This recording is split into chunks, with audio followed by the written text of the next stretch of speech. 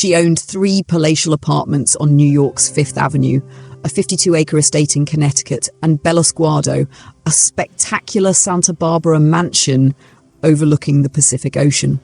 Yet for the last 20 years of her 104-year life, Huguette Clark chose to live in a simple hospital room, eating Häagen-Dazs ice cream and watching the Flintstones.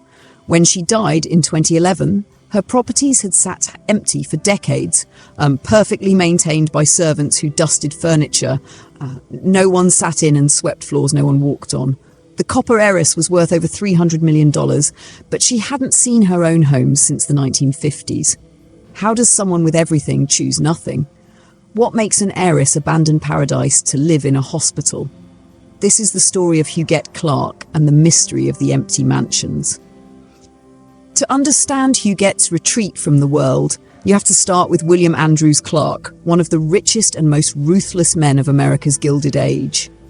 Born in a log cabin in 1839, W.A. Clark discovered copper riches in Montana after the Civil War and built a fortune so vast he was thought to be as wealthy as John D. Rockefeller. He founded Las Vegas, constructed railroads across the West, and accumulated an art collection that rivaled European museums. But Clark's path to power was paved with corruption. In 1899, he literally bought his way into the US Senate, bribing Montana legislators with cash stuffed in envelopes. When the scandal broke, he was forced to resign in disgrace. Undeterred, he simply bought the seat again in 1901, this time more carefully. President Theodore Roosevelt despised him, but Clark had won. By the early 1900s, Clark had built the largest house in New York City, a 121-room palace at 962 Fifth Avenue that took 4 years and $7 million to construct. It was an architectural marvel with 30 bathrooms, 5 art galleries, and a 100-foot-long ballroom. There was just one problem: it housed a family of 4. His second wife, Anna, was 39 years his junior, a former ward whose father had died, leaving her under Clark's guardianship. Contemporary newspapers politely called their relationship unusual. Modern observers might call it something else entirely. Into this world of copper millions and moral contradictions, Huguette Marcelle Clark was born on June 9, 1906, in Paris. She was her father's youngest daughter and the apple of his eye. Huguette grew up in privilege that most people couldn't imagine. The family spent summers at Bellosguardo, their 42-room Santa Barbara estate with stunning ocean views. They wintered in Paris, lived in New York's grandest mansion, and travelled in private railroad cars. Huguette was educated at the exclusive Spence School, trained in violin by world-class musicians, and given Stradivarius instruments to play. At one point, she owned 3 Stradivari violins. But beneath the glamour, tragedy lurked. When Huguette was just 8 years old, her 16-year-old sister Andrée died of meningitis. The loss devastated their mother Anna and changed the family forever. Huguette, suddenly an only child, became the sole focus of her parents' attention and their fears. Her father died when she was 19, leaving Huguette and her mother a fortune estimated at $200 million in 1925 dollars. But the money came with isolation. Anna, traumatized by André's death and protective to the point of paranoia, kept Huguette close. Very close. In her early 20s, Huguette seemed poised for a normal life among New York's social elite. She was beautiful, talented, refined, and extraordinarily wealthy. In 1928, at age 22, she married William MacDonald Gower, a Princeton graduate and law student from a respectable family. The marriage lasted less than a year. The reasons for the divorce were never fully disclosed, but court records hint at incompatibility. Some sources suggest that Gower wanted children and a traditional society wife, while Huguette preferred her art, her music, and her mother's company. Others whispered that her mother had never approved of the match and ensured its failure.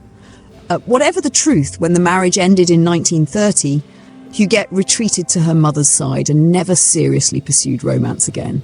She was 24 years old, a divorcee with a tarnished reputation by the standards of her era, though divorce seemed to bother her far less than it bothered New York society. She simply withdrew from that society altogether.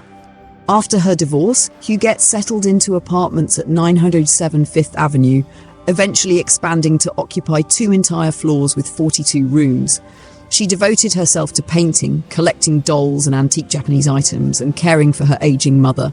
Friends described her as cheerful, gracious, kind to servants, and genuinely talented as an artist. She painted in the style of Impressionists, created intricate dollhouses, and lost herself in creative projects.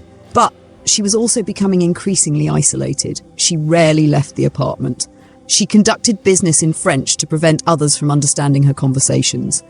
She developed an obsessive attention to detail. Her dollhouses were perfect miniature worlds where she could control everything. In 1952, she purchased Le Beau Chateau, a 52-acre estate in New Canaan, Connecticut, complete with a main house and caretaker cottages. She visited once or twice, decided she didn't like it, and never returned. But she kept paying to maintain it. Gardeners, caretakers, utilities, taxes. The house sat empty for nearly 60 years. Her mother Anna died in 1963, leaving Huguette entirely alone at age 57. The loss deepened her reclusiveness. She stopped seeing even the few friends she had. She refused to leave her Fifth Avenue apartments. Bella Sguardo, the Santa Barbara estate where she'd spent happy childhood summers, became another empty property she maintained from afar. She never visited after the 1950s, yet paid $40,000 monthly to keep it pristine. Gardeners trimming hedges, staff dusting furniture, mechanics maintaining two 1933 automobiles that never left the garage. By 1991, Huguette had grown frail. At 85, she had numerous basal cell cancers on her face that made it difficult to see and eat. On March 26, she checked into Doctors Hospital on Manhattan's Upper East Side for treatment. The cancers were operable. Doctors successfully removed them. Huguette was declared healthy, and then she refused to leave. What began as a brief medical stay became a 20-year residence. Huguette Clark, owner of thousands of square feet of Manhattan real estate, spent the final 2 decades of her life in a small, plain hospital room at Beth Israel Medical Center. Her apartment on Fifth Avenue sat empty. Her mansions in California and Connecticut collected dust. But Huguette stayed in her hospital bed, content. The staff found her charming and generous, perhaps too generous. She gave millions to her primary nurse, Hadassah Perry, who became her closest companion. She sent gifts to doctors, hospital employees, and people she barely knew. She authorized the sale of her Renoir painting In the Roses for $23.5 million, complained it should have fetched more, and used the money to fund her hospital lifestyle and endless gift-giving. Her accountant Irving Kamsler later testified that he tried to slow her spending, worried about raising enough cash to pay gift taxes. But Huguette was stubborn. She wanted to give. She was happiest giving. Meanwhile, her properties decayed in suspended animation. In the Fifth Avenue apartments, staff left notes when moving even a step stool. On the 29th of November 2001, I moved a white wooden step stool from this room to the main wing elevator as an aid to rescue in case the elevator gets stuck. Heiress. They were that careful about disturbing her things in homes she would never see again. In 2005, at age 99, Huguette signed a new will. She left most of her $300 million fortune to charity, with substantial bequests to her nurse, Hadassah Perry, $30 million, and other caregivers. Her distant relatives, descendants of her father's first marriage, whom she'd never met, were cut out entirely. Neurologist Dr. Louise Klebanoff examined Huguette that same year and found her alert and cheerful, neurologically normal in every way. And the 99-year-old showed the doctor her dollhouses, explained their intricate details, and reminisced clearly about her childhood in the 121-room mansion. She seemed cute as pie, the doctor testified, perfectly content. Huguette lived another 6 years in her hospital room, celebrating her 100th birthday there, then her 101st, 102nd, 103rd. She watched television, ate ice cream, painted occasionally, and gave away millions.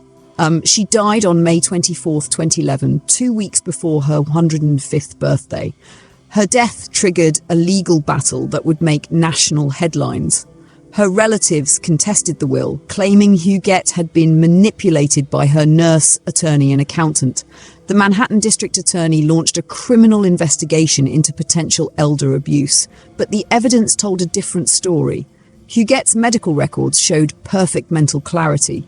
Her handwritten checks kept in the bedside table proved she personally authorized most gifts. Taped phone conversations revealed a woman who was shy and reclusive, yes, but also sharp, opinionated, and in complete control of her decisions. In 2013, the estate was settled.